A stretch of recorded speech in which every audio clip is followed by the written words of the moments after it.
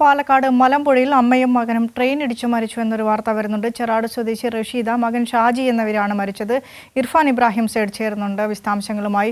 ഇർഫാൻ, ഒരു അസ്വാഭാവിക മരണം എന്ന നിലയ്ക്കാണ് പോലീസ് ഇതിനെ കാണുന്നത്. എന്താണ് പോലീസ് ഇക്കാര്യത്തിൽ നൽകുന്ന ഒരു വിശദീകരണം? ഇന്നലെ രാത്രി 11 മണിയോടെയാണ് സംഭവം നടന്നത്. കടക്കാംകുന്ന് പാലത്തിന് സമീപം വെച്ച് തിരുവനന്തപുരം ചെന്നൈ മെയിലിന് മുന്നിലേക്ക് ഈ റഷീദയും മകൻ ഷാജിയും ചാടുകയായിരുന്നു.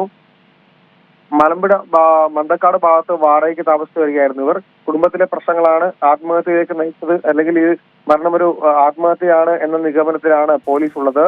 ഈ റഷീദ എന്ന് പറയുന്ന സ്ത്രീ മുമ്പ് മലമ്പുഴ കൂച്ചാമ്പാറ മല കയറി മലയിൽ കുടുങ്ങി സൈന്യം രക്ഷിച്ച ബാബുവിന്റെ അമ്മയാണ്.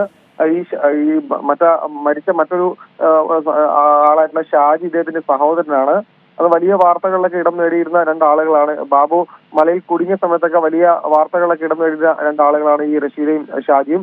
ഇവരിപ്പോൾ ആത്മഹത്യ ചെയ്തിരിക്കുന്നു എന്നാണ് പോലീസ് നൽകുന്ന വിവരം.